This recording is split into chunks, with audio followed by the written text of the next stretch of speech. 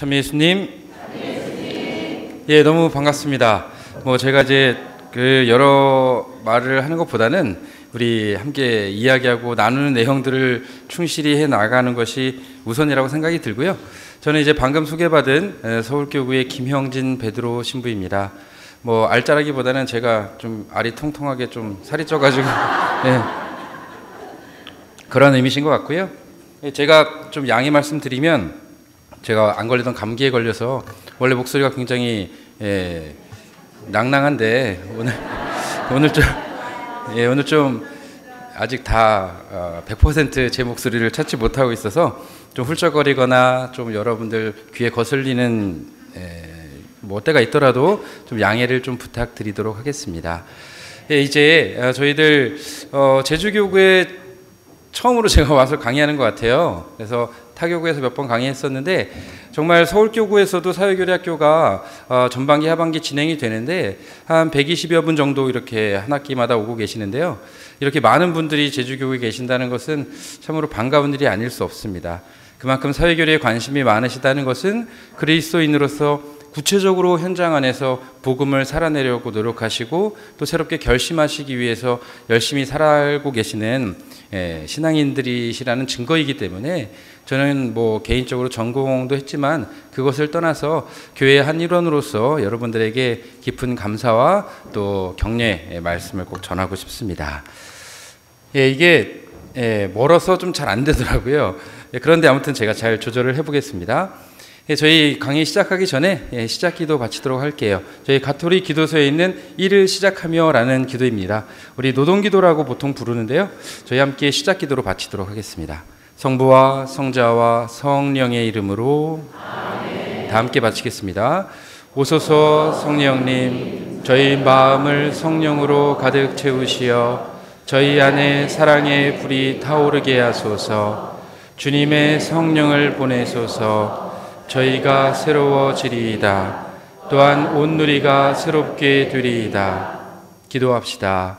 하느님 성령의 빛으로 저희 마음을 이끄시어 바르게 생각하고 언제나 성령의 위로를 받아 누리게 하소서. 우리 주 그리스도를 통하여 비나이다. 아멘. 성부와 성자와 성령의 이름으로. 뒤에 제 목소리 잘 들리시죠? 혹시 너무 크진 않으시죠? 그리고 제 얼굴, 잘생긴 얼굴 잘 보이시죠? 강의 준비가 잘 되어 계십니다. 자, 먼저 이 질문으로 한번 시작해 보려고 합니다. 나는 노동자다. 손 들어 보십시오. 네, 손 내리세요. 정답이 없습니다. 여러분들이 어떻게 생각하시는지 여쭙는 질문이었고요. 사실 우리 노동 그리고 노동자에 대한 이미지가 현대에 있어서 현대인들에게 노동에 대한 이미지가 어떠한 것인지에 대한 질문을 여러분들에게 드리고 싶어요. 여러분들은 노동에 대해서 어떻게 생각하시는지 모르겠지만 인터넷에 물론 이제 나돌고 있는 그리고 어떻게 보면 우스갯소리처럼 이게 나돌고 있는 사진이 있는데 제가 좀 가슴이 아팠습니다. 어떤 것이냐면 우리 초등학교 학생들이 노동자는 누구인가라는 질문에 이제 답한 것들인데요. 첫 번째 사진을 보면 노동자는 힘들다. 노동자는 덜 배운 자다. 초등학생들의 대답이에요. 노동자는 뭐라고 써놨어요? 우리 학생들이 거지이다. 외국인이다. 장애인이다. 요즘 젊은 학생들이 어린 학생들이죠. 초등학교 학생들이 이러한 생각을 가지고 있다는 거예요. 노동 그리고 노동자에 대해서 굉장히 부정적인 시각을 가지고 있다는 겁니다. 그리고 실질적으로 이러한 어떤 생각들을 가지게 된 구체적인 이유는 무엇일까 생각해 보면 바로 부모님들의 교육이죠. 부모님들의 가르침입니다. 우리 쉽게 길거리에서 보면 이런 이야기 많이 들을 수 있어요. 그렇죠? 저렇게 힘들게 살고 싶지 않으면은 열심히 공부해야 돼. 그렇죠? 이런 얘기들 나도 모르게 이렇게 내 안에서 나올 때가 있죠. 사실은 이게 어떻게 보면 전체적인 특별히 우리나라 현대인들의 노동에 대한 노동자들에 대한 어떤 인식이고 이미지가 아닌가라는 생각이 들어서 좀 마음이 좀 안타까웠습니다. 여러분들도 동의하십니까? 네. 동의하세요? 네. 제 마음에 동의한다는 거죠? 저는 여기에 동의하신다는 줄 알고 여기에 동의하시고 대답하신 분도 몇 분 계실 수도 있어요. 네. 자, 이게 좀 원활하진 않네요. 죄송합니다. 네, 보면 다음에 여러분 스티븐 잡스라고 다 아시죠?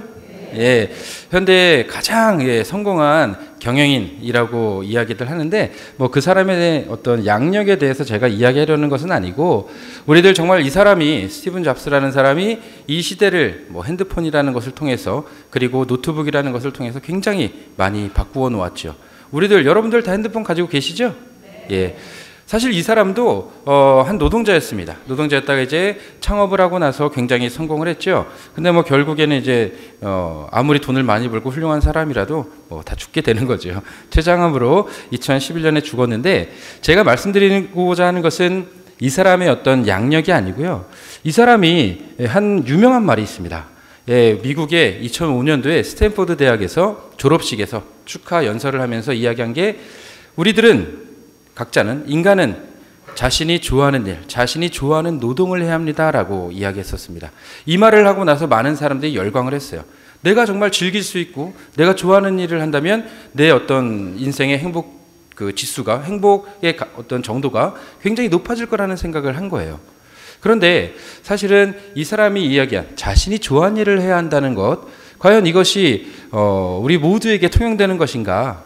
이 말에서 큰 모순이 있습니다.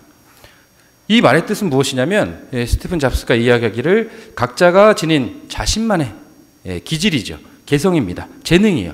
그 재능을 탤런트를 발휘하면 즐겁게 일할 수 있고 최소한 중류층 이상의 삶을 영위할 수 있다라는 의미로 이런 이야기를 했고 많은 대학생들과 현대인들이 이 이야기를 듣고 굉장히 뭐 감동을 받고 기쁘게 생각을 했었죠. 나도 그렇게 할 수 있겠다라는 희망을 가지게 되는 그러한 말이라고 해서 많이들 회자가 되었었습니다.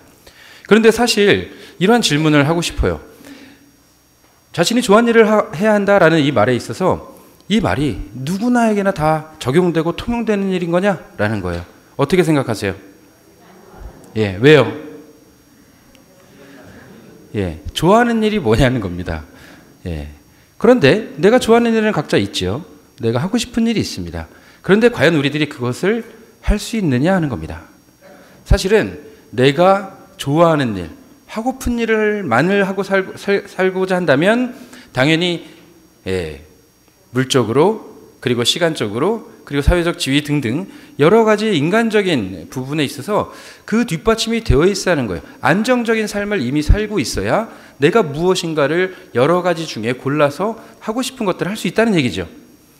여러분들 뭐 기본적으로 이런 여유들은 다 누리고 계신가요? 네. 하기 싫은 일들도 어쩔 수 없이 하게 되는 경우들 많이 있죠. 예. 이 스티븐 잡스의 생각이었어요. 그리고 두 번째, 그러면 당신이 원하는 일을 하라고 이야기했는데 당신, 너, 유예요, 유. 그러면 우리들이 자율성을 누리고 있느냐라는 겁니다. 예. 너에 대한 나, 바로 저죠. 저에 대한 불편한 진실이 무엇이냐? 예. 사실은 우리들이 무엇인가 하고 싶은 것을 원하지만 하고자 하는 것을 하고 싶지만 사실은 직장 생활이라든지 어떤 회사, 기업 구조 안에서 내가 원하는 것만을 할 수 있는 상황이 아니죠. 항상 우리에게 주어진 일을 하게 되는 거예요. 뭐 제가 특별히 뭐 감시와 통제라는 표현을 썼지만 이것은 좀 극단적인 이야기고요. 뭐 꼭 이런 단어를 쓰지 않더라도 우리는 정해진 시간 안에 정해진 어떤 효율성을 가지고 정해진 생산량을 내가 원하지 않은 일들을 통해서 만들어내야 하는 현실들이 사실 우리 대부분 노동자들의 현실이죠. 그렇죠? 예, 여러분들 동의하실 거라고 봅니다. 자, 그렇다면은 우리들이 이러한 어떤 그 노동에 대한 이미지들 그리고 실질적으로 하고 싶은 일들만 하고 싶지만 그렇게 살아갈 수 없는 어떤 현실들, 그 현실들을 교회가 여러분들 사회교회 원리 다 배우셨죠? 네, 시간이 많이 지나서 다 까먹으셨죠? 네. 네. 어렴풋이 생각나기도 하고. 네. 그래서 이제 사회교리의 원리들을 적용하기 위해서는 관찰, 그리고 세상을 관찰해보고 그 안에서 시대적인 징표를 읽고 그 다음에 복음적인 가치로, 복음적인 시선으로 세상을 판단하고 과연 이 시대에서 하나님께서 원하시는 뜻이 무엇인지 고민하고 식별하는 단계입니다. 그리고 이제 구체적으로 그 안에서 하나님의 뜻을 실현해내는 구체적인 삶의 모습이 있어야 하는 것이죠. 관찰, 판단, 실천의 어떤 단계를 거치게 되는데 사회 교리 안에서 우리 가톨릭 교회가 이 세상을 바라보고 식별하고 있는 것에 대한 이야기를 좀 드리고 싶어요. 과연 교회는 이 세상을 우리 노동자들이 우리 인간이 살아내고 있는 노동 현실을 어떻게 분석하고 식별하고 있는가? 우리 이 시대가 굉장히 많이 문명적으로 발달했죠. 여기 어르신분들도 많이 계시는데요. 어르신들 어렸을 적에, 굉장히 어렸을 적이랑 지금 시대를 비교해 보면 너무나 많이 바뀌었죠. 이게 우리나라인가 싶을 정도로 굉장히 많이 바뀌었다고들 이야기들 말씀해 주시는데, 실질적으로 우리 인류가 굉장히 많은 기술적인 그리고 문명의 발달을 이루어냈습니다. 대단한 일이에요. 그리고 그것은 우리 인류의 발전을 위해서도 도움이 되도록 좋은 수단으로 사용되어야 하는데, 이제는 너무나 그 기술과 문명이 발달한 나머지 이제는 인간이 하느님께서 주인이신 그 생명까지도 이제 손을 대기 시작했죠. 그리고 생명까지도 주관하려는 어떤 교만한 모습들을 보이고 있습니다. 그리고 이렇게 문명이 발달해 나아가고 있는데, 과연 이 문명, 이 기술들이 우리 인류의 발전을 위한 것이냐라는 질문을 하는 거예요, 교회는. 여기 보면 약간 우화적으로 그린 그림인데요. 이게 인류의 진화도입니다. 유인원이 있죠. 그리고 점점 이제 도구를 쓰는 도구적 인간, 호모 파베르라고 하고, 뭐 이성을 쓰는 인간, 호모 삼피엔스라고 이야기하는데, 지금 현대인들을 이렇게 우화적으로 그려놓은 거예요. 마지막 이 현대인을 무엇이라고 부르는지 아십니까? 네, 호모 체어쿠스라 그런답니다. 이제 노동시간이 길어지면서 사실은 우리들은 많은 문명의 발달을 이루어냈고 많은 생산을 해내고 있는데, 예전에 비해서 사실은 실질적으로 인간은 그 일자리에 매여서 우리들은 그 생산성과 효율성에 따라 판단되고, 우리들은 그것의 가치에 따라 어떤 사람의 가치들을 판단되어지고 있는 것이죠. 예. 과연 이것이 문명이 인간의 참된 발전을 위한 것이냐라는 질문을 교회가 하는 거예요. 사실 여기 보면, 제가 로보캅 그림이에요. 로봇에게 인간이 지배당할 수 있다라는 어떤 내용의 공상과학 소설이나 영화들, 최근의 일이 아니죠. 이미 100년 전에서부터 그러한 어떤 상상을 해왔었습니다. 그런데 이미 그것들이 이루어지고 있죠. 기계화되면서 많은 어떤 노동자들이 그 일자리를 잃고 기계가 그 자리를 대체하고 있는 세상입니다. 그것이 이제 조금씩 이루어져 가고 있는 상황이에요. 그리고 이제 문명이 굉장히 발달하게 되면서 이제 통신수단, 그리고 교통수단이 많이 발달을 했죠. 그래서 예전과는 다르게 우리들의 인간관계가 굉장히 복잡해졌습니다. 굉장히 복잡해졌어요. 그러면서 전 세계 어디서나 함께 소통하고 그 안에서 관계를 맺고 심지어 뭐 사랑을 나누기도 하고, 그리고 그 안에서 뭐 가정을 이루게도 되고, 모든 전 세계 사람들과 소통하게 되었는데, 그 안에서 우리들은 이렇게 복잡해지고 다양해진 관계 안에서 우리들은 우리 모두가 그 관계가 사랑의 관계, 친교와 배려의 관계가 될 것이라고 상상했었어요. 그런데 현실은 어떻습니까? 현실은 개인주의, 그리고 우리 각자 이웃들에게 서로에게 무관심한 우리 현대인들의 모습을 보게 돼요. 그리고 실질적으로 이 모습을 보시면 아시겠지만, 우리들이 사회에서 살아내기 위해서 인간관계를 맺을 때 겉으로는 가면을 쓰고 웃고 있지만, 실질적으로 그 사람을 밟고 일어서거나 죽이지 않으면 내가 살 수 없는, 뭐 극단적으로 이야기하자면 그런 어떤 관계들을 우리들이 살아낼 수밖에 없는 구조적인 어떤 사회 모습들을 보게 되는 거예요. 그러면서 우리 교회도 자연스럽게 세상 안에 뿌리를 내리고 있다 보니, 우리 교회 공동체 구성원들이 구체적인 현장 안에서 세상 안에 살아가다 보니 이런 어떤 사회적인 현상들이 교회 안으로도 유입이 되는 겁니다. 그러면서 우리 교회가 생각하는 것은 이런 어떤 무신론적인 사고들, 그리고 세속화 되어가는 세상들 안에서 우리 교회도 그런 영향을 받고 있고, 이렇게 흘러가고 있는 세상 속에서 우리 교회는 무엇을 하고 있는가, 과연 어떠한 일을 해야 하는가, 혹여 우리들은 이렇게 교회가 잠들어 있는 것은 아니냐라는 생각을 하게 된 거예요, 교회가. 그러면서 이제 이 시대를 바라보는 거죠. 이 시대가 과연 어떠한 모습으로 진화되어 가고 있는가, 진행되어 가고 있는가, 그리고 그 안에서 과연 우리가 읽어야 할 시대적인 징표가 무엇이냐라고 보았을 때, 우리 교회가 보기에 가장 큰 주제 중에 하나, 그리고 가장 큰 흐름 중에 하나는 바로 물질 만능주의와 소비주의 상황입니다. 현실이에요. 현상입니다. 그러면서 실질적으로 이제 세계가 불균형, 사회적으로 구조적으로 불균형을 현상이 굉장히 골이 깊어지고 있는데 10%의 사람들이 90%의 부를 차지하고 있고 나머지 90% 사람들이 그 10%의 부를 나누어 갖기 위해서 서로 무한 경쟁하고 있는 세상의 모습을 보게 되는 거예요, 교회가. 그러면서 이제는 예전에는 어떤 신분 상승의 기회들이 자신의 어떤 노력 그리고 노동 혹은 지적인 어떤 축적을 통해서 가능했었는데 이제 이 사회가 그런 어떤 신분 상승의 기회조차 갖지 못하게 되는, 이제 확연하게 있는 이들과 없는 이들의 구분이 명확해지는, 그래서 이제 흑수저 금수저라는 얘기가 나오기 시작하는 거죠. 그런 현실을 바라보게 됩니다. 그 안에서 이제 교회는 우리 프란치스코 교종께서 이야기하셨듯이 우리들이 겪고 있는 이 경제공황은 실질적으로 경제공황이 아니라 도덕적인 가치의 공황, 윤리적인 공황을 겪고 있다고 느끼는 거예요. 그리고 그렇게 생각하고 있는 겁니다, 우리 교회가.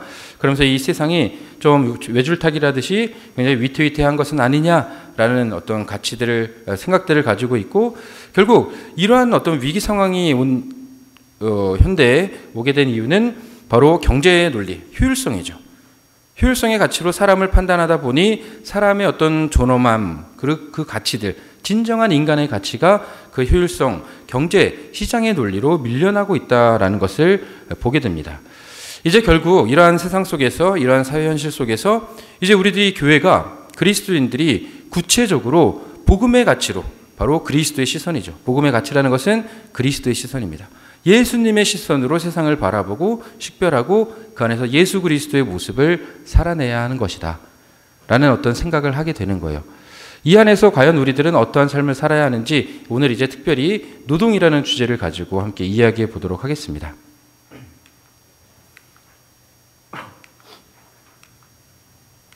네.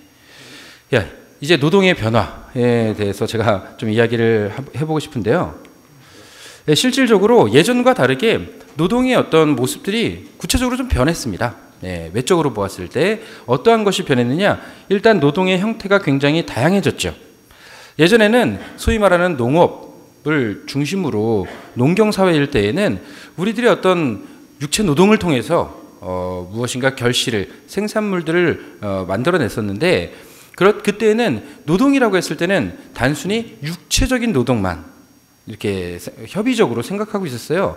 그런데 이제 실질적으로 이제 현대 사회에서는 육체적인 노동이 아니라 기술이 발달해 나아가면서 우리들이 단순한 1차적인 도구가 아니라 굉장히 복잡해진 도구들을 사용하고 이제 노동의 영역들이 확장되면서 실질적으로 이제 뭐 화이트 칼라, 블루 칼라라는 이야기부터 시작되면서 여러 가지 직업군들이 다양하게 나타나기 시작한 겁니다. 과연 이러한 직업군들도 노동의 영역 안에 포함이 될 것이냐라는 질문들이 이제 십수년 전부터 노동 영역이 확대되면서 생겨나기 시작한 것이죠. 그러면서 이제 예전에는 뭐 저희 두레라는 어떤 것도 있었고 서로 이렇게 함께 도와가면서 일하는 모습들이 있었는데, 이제는 우리들의 어떤 개인주의적인 영향도 굉장히 큰 것으로 보여지지만 중요한 것은 이제 노동이 공동체성을 가지고 있는데 함께 협력하고 연대하는 모습들을 가져왔고 그런 특성들을 보여왔었는데 이제 그런 부분들이 굉장히 약화되어 가고 있다는 겁니다, 현대사회에서. 그리고 실질적으로 이제 노동의 장소도 변화된 거예요. 구체적으로 여러 가지 직업군들이 생기고 여러 가지 노동의 형태들이 다양하게 생기다 보니 그 노동의 장소도 변화되기 시작한 것이죠. 이제는 뭐 논이나 밭, 그리고 단순한 공장이 아니라 이제 사무실, 그리고 서비스 직업들이 생기면서 노동의 현장들이 굉장히 다양해졌고 이제 노동 현장의 상황들이 굉장히 우리들이 단 하나의 이야기로 혹은 단 하나의 가치로 판단할 수 없을 만큼 굉장히 복잡해졌다는 얘기입니다. 그 중에 요즘에 많은 이야기 나오는 것이 뭡니까? 감정노동이라는 이야기도 많이 생겼죠. 여러분들 많이 들었죠? 이제는 우리는 감정으로도 노동을 하는 거예요. 예전과 어떤 농경사회일 때와는 전혀 달라진 모습들을, 또 그런 단어들을 보게 되는 거죠. 감정노동이라는 것은 잘 아시겠지만 이제 사람이 감정을 통해서 그 사람 상대방의 감정을 고무시키고 이제 기쁘게 해주려고 이제 자신의 감정을 억제하고 통제하는 거죠. 그리고 그 안에서 어떤 스트레스를 받게 되는 것인데 자신의 육체적인 것뿐만이 아니라 감정적인 어떤 불편함을 노동으로 바치게 되는 거예요. 노동으로 투입하게 되는 거예요. 그러고 나서 이제 그 결실들을 그 투입에 대한 그 가치로 대가로 그 결실들을 받게 되는 것인데 이제 감정 노동에 대해서 뭐 구체적으로 이야기하려는 것은 아니고요. 그래도 이제 우리의 현실들을 좀 보자면 감정 노동자들이 굉장히 많이 있죠. 여러 부류의 감정 노동자들이 있습니다. 그리고 얼마 전에 가장 이제 그 이슈가 되었던 것 중에 하나가 이제 아시겠지만 우리 급식 아줌마라고 표현하는 그분들에 대한 이야기들도 많이 있었습니다. 아무튼 제가 말씀드리고자 하는 것은 굉장히 노동이 다양해졌다. 그리고 굉장히 복잡해졌다. 단 하나의 가치로 그것을 판단하거나 정의 내릴 수 없다라는 것을 말씀드리는 겁니다. 예, 그리고 지금 제가 가지고 온 그 그림 사진은 1970년대 우리 그림입니다. 사진이에요. 신문이에요. 그때 보면 정말 좁은 공간 안에서 이제 소위 말하는 시다들, 미싱 옷 만드는 옷 공장에서 정말 좁은 곳에서 뭐 인권이란 찾아볼 수 없을 정도로 열악한 상황, 노동 환경 속에서 노동을 하고 정말 쥐꼬리만한 월급, 그리고 정말 미성년자들까지도 함께 일하고 있었던 그런 현장들 기억하실 겁니다. 그리고 그때 당시에 이제 같은 해 이제 70년 11월에 우리가 소위가 아니라 이제 잘 알고 있는 전태일 열사가 사건이 있죠. 물론 이제 이때 70년대와 지금의 어떤 노동 현장의 현실을 비교해 보면 상대적으로 비교했을 때 비교할 수 없으리만큼 굉장히 노동 조건이 좋아졌다고 보여집니다. 상대적으로 비교했을 때는.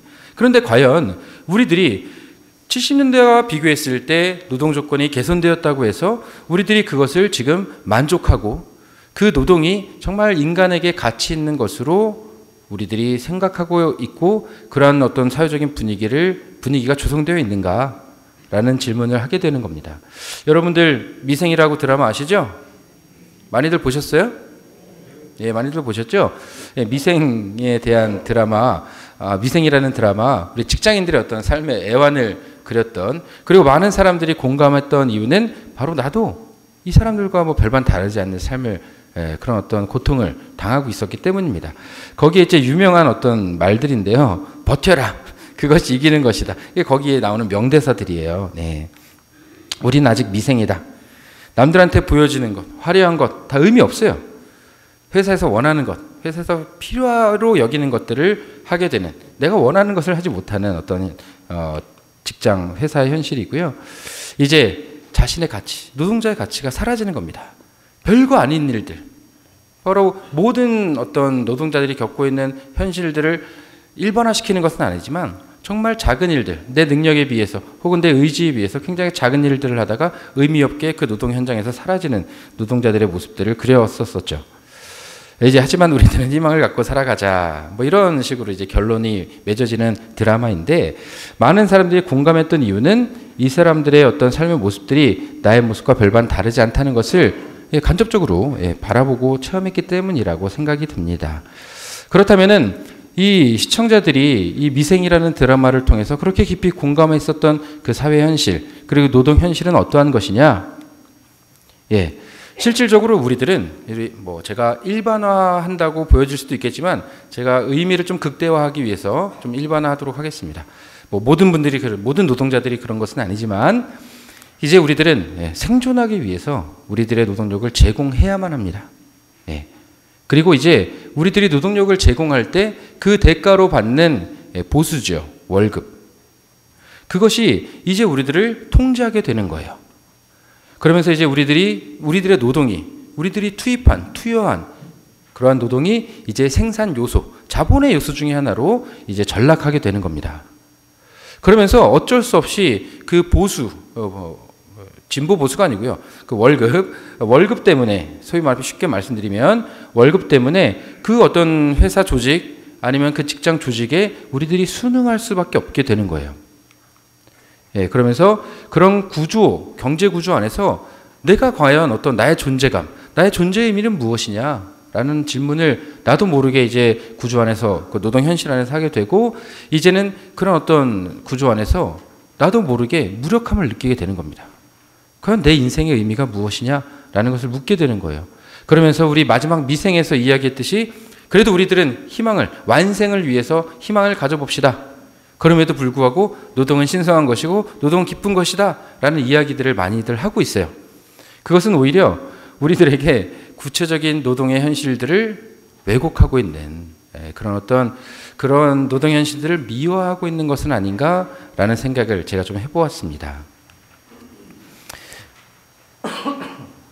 그러면서 우리 현대사회의 노동 현실을 좀 정리를 해보면 사회적인 불평등 그리고 양극화가 굉장히 심해지고 있는 상황입니다. 말씀드린 그대로. 그리고 저희 나라에서 보면 비정규직이 이제 1,100만 명 이상으로 증가하고 있어요. 그 비정규직들은 제가 뭐 기간제 노동자부터 사내하청 노동자 등등등, 유형용 노동자 등등 제가 이제 교재에 써놓았는데 정말 수많은 사람들을 비정규직 노동자로 분류해낼 수 있는데 그러한 사람들이 전체가 이제 1,100만 명이 넘어서고 있다는 얘기예요. 굉장히 많은 숫자죠. 그렇죠? 예. 그리고 그러면서 이제 실업률이 증가하고 있습니다. 그 실업률이 증가하고 있는데 그 중에서도 가장 문제가 되는 것은 청년 실업률이에요. 젊은 사람들이 일자리를 찾지 못하고 있습니다. 그 어떤 일자리를 찾지 못하고 자신의 능력들을 발휘하지 못하는 청년들의 수가 굉장히 급증하고 있는데 이를 통해서 사실은 그 청년 실업자들뿐만이 아니라 그리고 실업자들 직업 현장에서 배제된 그들의 어떤 그들뿐만이 아니라 우리나라 사회 전체가 이제는 삶의 행복감이 전체적으로 급감하고 있다는 거예요. 이 비정규직이 늘고 실업률이 증가하고 있다는 사실은 결국 이제 우리들이 일을 찾고 싶어 하죠. 쉽게 말하면 내가 일할 수 있는 곳을, 일자리를, 노동할 곳을 찾고 있는데 실질적으로 그런 자리들이 점점 줄어들고 있고 일자리를 찾는다 하더라도 그 고용이 불안정하다는 거예요. 특별히 우리 청년들 같은 경우에는 자신이 소위 말하는 스펙들을 수없이 쌓아왔는데 그 스펙들이 이제 대학교를 졸업하고 사회에 큰 포부와 희망을 가지고 나왔지만 전혀 쓸모없는 무용지물이 되어버리고 마는 겁니다. 그러면서 이제 인생의 행복감이 급감하고 이제 절망 속에 생활하는 것이죠. 실질적으로 한국 노동자들의 어떤 현실을 보면요. 예, 실질적으로 더 많이 일하는 곳 나라도 있지만 노동 시간이 굉장히 깁니다. 뭐 제가 구체적인 것들은 이게 보여드리는 것으로 대체하겠습니다. 그리고 이제 최저임금이 다른 나라에 비해서 OECD 국가에 비해서 굉장히 낮은 수준이에요. 그리고 미수급자도 최저임금을 조차 받지 못하는 미수급자도 우리나라 국민의 8분의 1이 됩니다. 그리고 높은 임금 체불률 굉장히 늘어나고 있고 그다음에 노조 조직률이 굉장히 떨어져요. OECD 국가 중에서 최저입니다. 우리들은 지금 노조에 대해서 여러 가지 평가들을 해내고 있지만 실질적으로 노조 조직률이 굉장히 낮습니다. 그리고 근로감독 행정이 굉장히 열악해요. 예. 이러한 현실들 속에서 우리 한국 노동자들이 노예가 아니냐라는 어떤 생각들을 그런 이야기들을 하는 사람들도 있는 것이죠. 자, 그렇다면은 이러한 어떤 제가 불편한 현실들 그리고 부정적인 이야기들 많이 했는데 그렇다면은 우리 현대인들에게 우리들 노동자들이죠. 모두가 노동자들인데 현대인들에게 행복이란 뭡니까? 여러분들에게 참 행복은 뭐예요? 행복 안 하세요? 행복하고 싶지 않으세요? 근데 그 행복이 뭔지를 알아야지 그 행복을 찾을 거 아닙니까? 그렇죠? 네, 사실 우리들에게 행복이라는 것은 구원이죠. 영원한 생명입니다. 우리 그리스도인들에게는 바로 우리들이 영원히 행복한 곳, 그곳이 하느님 나라고 바로 그것을 우리들은 구원이라고 부르죠. 8원도 아니고 10원도 아니고 딱 구원. 구원을 우리 원하고 있는 거예요. 딱 구원을 원하고 있는 건데 실질적으로 우리 현대인들에게 있어서 행복이란 무엇이냐라고 물으면 물질적인 것들, 보이는 것들, 재화의 풍요로움 나의 어떤 행복의 1순위로 꼽지는 않나라는 생각이 들어요. 그리고 외적인 것들, 내가 풍요로움을 누리면서 많은 것들을 소비할 때 나는 행복하다라고 느끼는 현대인들의 모습을 발견하게 되는 것이죠. 그러면서 이제 우리들은 그 풍요로움을, 그 행복을 어떻게 그럼 얻게 되는 거냐? 실질적으로 노동을 통해서 얻게 되는 겁니다. 바로 결국에는 이제 노동이 행복, 바로 돈을 얻기 위한 도구가 되어버린 거예요. 그렇죠? 예, 그 재화를 내 것으로 소유하기 위해서는 이제 어쩔 수 없이 노동이라는 가치를, 노동이라는 어떤 그 생산 수단을 제공해야 하는 겁니다. 그러한 속에서 이제 결국에는 노동의 어떤 존엄함이라든지 노동의 진정한 가치에 대해서 이야기보다는 이제 노동이 수단이 되어버렸고 결국 우리 현대사회에서는 노동이 상품화되었다라는 이야기들 많이 들어보셨을 겁니다. 결국에는 수단과 목적이 뒤바뀌어버린 그런 어떤 사회현상을 보게 되는 거예요. 예, 저기 보시면 저 전 사진은 행복한 가정을 제가 좀 그려본 거예요. 예, 굉장히 부러워요. 저는 저런 가정을 못 이루니까. 아유. 뭐 소위 말하는 저 푸른 초원 위에 그림 같은 집을 짓고 이렇게 오손도손 가족끼리 단란하게 살아가는 행복한 가정을 제가 좀 사진으로 뭐 준비한 건데 그런 어떤 행복한 가정 그리고 아니면 가정이 아니더라도 내가 원하는 행복을 누리기 위해서 얻기 위해서 가장 중요한 것은 무엇이냐? 그 답이 이제 카톡으로 온 거예요 지금. 답이 뭡니까? 카톡으로 온 답이? 행복을 위한 키가 무엇이냐? 행복의 문을 열기 위한 키가 무엇이냐라고 했을 때 여러분들은 어떻게 생각하세요? 행복하기 위해서는 뭐가 필요합니까?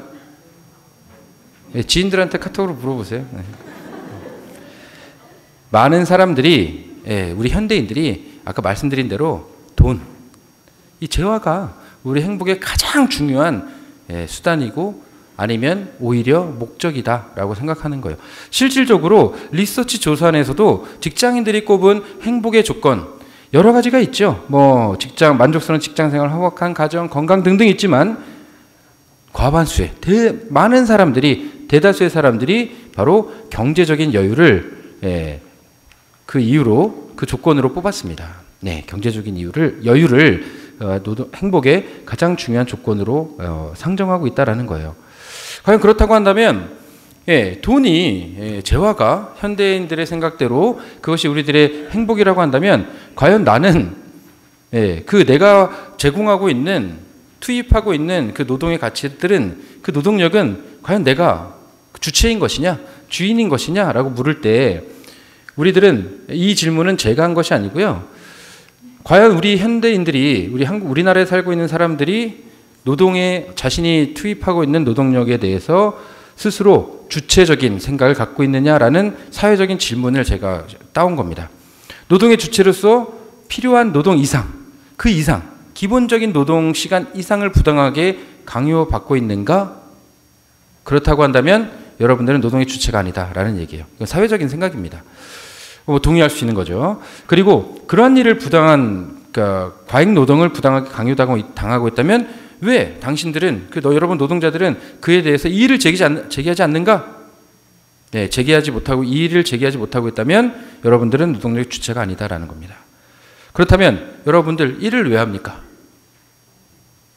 이 질문에 여러분들이 돈이라고 대답한다면 여러분들은 노동력의 주체가 아니다라는 이야기들을 제가 신문에서 본 거예요. 우리들도 깊이 공감할 수 있습니다. 내가 일하고 있는 주체인데 노동의 주체인데 그 노동에 대해서 그 주체력을 주인으로서의 역할을 해내지 못하는 거예요. 실질적으로 노동 현실 안에서는. 그러면서 이제 노동이 상품화되어 가고 있는데 그 의미는 무엇이냐? 노동 상품화의 열매라고 제가 제목을 지어봤는데 노동이 상품화됐다는 것의 의미는 무엇이냐면 그 노동이 거래되지 않을 수도 있다는 가능성이 들어있는 거예요. 지금은 나는 실질적으로 일을 하고 있지만 이것은 상품이기 때문에 이 상품이 마음에 안 들면 쓰지 않는 거예요. 퇴출당하는 겁니다. 결국에는 사회적으로 굉장히 불안감을 조성하는 거예요. 실질적으로 고용이 불안해지고 나는 지금 쓰여지고 있는 거예요. 노동자로서 쓰여지고 있지만 내가 그런 어떤 효율성을 내지 못한다면 언젠가 이 상품화된 내 노동은 사용되지 않을 수도 있다는 얘기예요. 늙으면, 장애가 생기면 뭐 등등의 이유로 아니면 애를 낳으면 쉽게 말하면 여러 가지 이유 등으로 내 상품이 팔리지 않을 수 있다는 불안감을 갖게 되는다는 얘기입니다. 그러면서 이제 내가 내 상품을 잘 팔리게 하기 위해서 결국 고용되어 있는 피고용인으로서 그 삶을 유지하기 위해서는 다른 사람들과 경쟁해야 되는 거예요. 이겨내야 되는 거예요. 나의 상품을 잘 포장해야 하는 것이죠. 그렇지 않으면 살아남을 수 없는 사회가 된다라는 얘기입니다. 노동 상품화라는 것의 의미는. 그리고 이제 내가 고용됐어요. 네, 몇 년 동안 그냥 취업 준비하느라고 취준생으로 지내다가 겨우겨우 기쁘게 노동 현장, 일할 수 있는 그 직장을 구했다고 한다면 이제는 내가 노동의 주체로서가 아니라 그 자본의 생산시설, 생산수단으로 귀속되는 거예요. 네, 내가 사라지는 것이죠.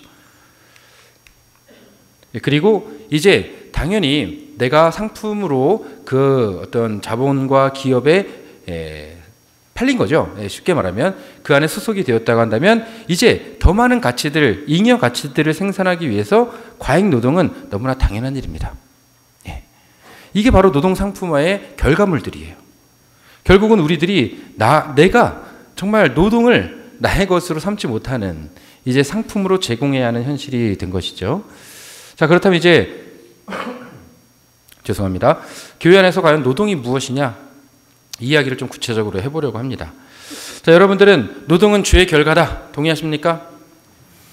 예, 아담과 우리 원조가 아담과 하와가 원죄를 짓고 이제 에덴 동산에서 추방당하면서 이제 너희들은 평생 땀 흘려 일해야만 먹을 것을 얻을 수 있다라고 말씀하면서 하느님께서 우리 원조들을 에덴 동산에서 추방했죠. 자칫하면 우리들이 노동을 원죄의 결과라고 생각할 수가 있습니다. 네. 왜냐하면 성경 말씀대로 창세기 3장에 보면 너는 흙에서 나왔으니 흙으로 돌아갈 때까지 얼굴에 땀을 흘려야 양식을 먹을 수 있으리라 하시는 하느님의 말씀을 들었기 때문이죠. 하지만 그것은 올바른 생각이 아니에요. 노동은 결코 죄의 결실, 죄의 대가, 죄의 벌이 아닙니다. 오히려 하느님과의 관계 안에서 축복된 삶을 살기 위해 우리에게 주어진 소명이다라고 볼 수 있겠습니다. 우리 창조 질서 안에서 우리 인간이 노동할 수 있도록 우리 하느님께서 만물을 우리에게 내어주신 거예요. 특별히 창세기 2장에 보면 주 하느님께서는 사람을 데려다 에덴 동산에 두시어 그것을 일구고 돌보게 하셨다라고 이야기합니다.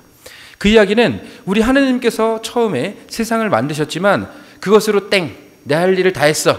그러니까 너희들 알아서가 아니라 하나님께서는 지금도 끊임없이 당신의 구원 업적과 창조 사업을 이어가고 계시는데 바로 에덴 동산이라고 하는 노동 현장, 구체적인 삶의 어떤 현장 안에서 우리 인간이 그 어떤 당신의 창조물들을 잘 일구고 가꾸도록 결국에는 우리들의 끊임없이 세상 끝날까지 이어가실 당신의 창조 사업에 우리들을 협조자로 불러주신 거예요. 결국 하나님의 창조 사업에 동참하는 행위로서 우리들은 노동을 이해하고 있습니다. 이게 가톨릭 교회의 가장 중요한 노동에 대한 개념입니다. 자, 그렇다면 이제 성경 안에서 그리고 각 시대별로 어떠한 노동에 대한 이해를 갖고 있었는지 좀 알아보면 일단 성경 안에서는 구체적으로 우리들이 잘 알고 있듯이 구약의 하나님의 모습은 창조주 하나님이십니다. 세상 만물을 만드신 거예요. 직접 지으신 거예요. 실질적으로 우리 창조자 하나님은 창조 사업을 통해서 당신께서 친히 일하셨습니다. 그리고 이제 그 어떤 창조 사업, 노동회로 인간을 불러주셨고 당신의 협조자로 인간을 불러주셨어요. 그리고 이제 구체적으로 신약에서 들어와 보면 우리 예수님의 시대죠. 그리스도의 시대, 예수님의 시대를 보면 실질적으로 예수님께서도 당신 친히 아버지 요셉, 목수였던 요셉을 따라 어렸을 때부터 당연히 목공일을 배웠을 거예요. 실질적으로 자신의 목수로서 구체적인 노동을 했었던 예수님의 모습을 우리들을 쉬이 상상할 수 있습니다.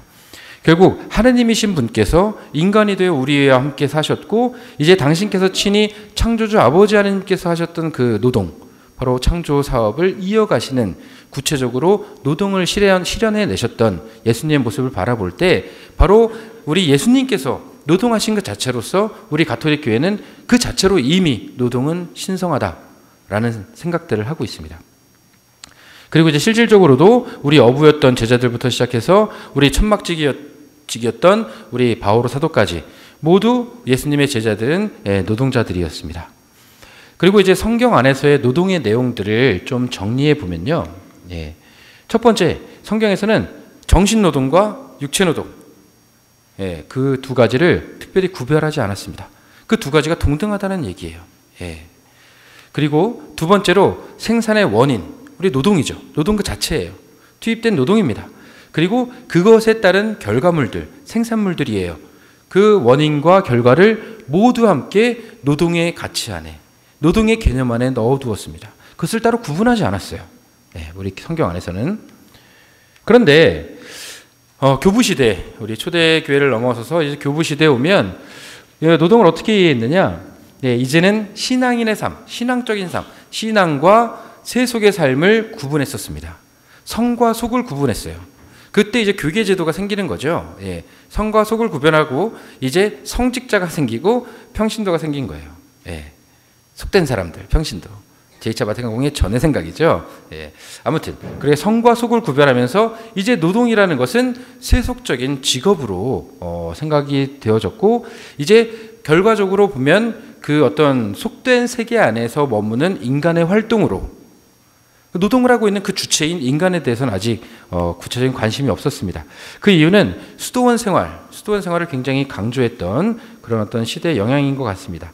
하지만 그럼에도 불구하고 니사의 그레고리오나 막시무스 같은 경우에는 그나마 이제 노동의 어떤 역할에 대해서 이제 예수님을 통해서, 그리스도를 통해서 이 만민이, 온 인류가 구원되는데 그 안에서 노동의 역할이 있겠다라는 생각들을 조금씩 하게 됩니다.